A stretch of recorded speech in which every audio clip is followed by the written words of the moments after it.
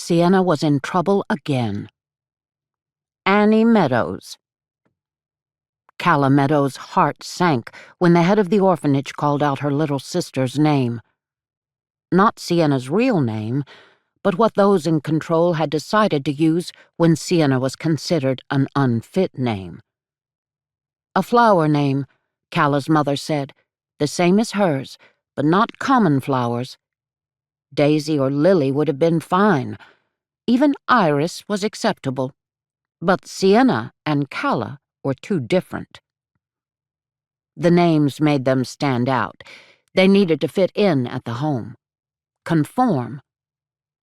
Sienna was changed to Annie and Calla to Callie. Calla didn't care what they called her. Sienna didn't either. That wasn't why she didn't answer. Annie Meadows. Miss Warfield repeated in the tone that was not to be ignored. Her face was so stiff that moving her mouth enough to speak appeared ready to crack her cheeks. Sienna didn't respond. Calla looked across at her sister. In the assembly room, the girls lined up by age. Calla, at 14, was with the older girls. Sienna, 9, stood with the middle group. She did not appear to hear the name she was expected to answer. Sienna wouldn't be ignoring Miss Warfield on purpose. Instead, her mind had no doubt drifted off. She saw things no one else did. Cracks in the plaster might make her imagine a bird, or perhaps an actual bug was climbing the wall. Any creature of nature could capture her full attention. Sienna was slight, delicately slim.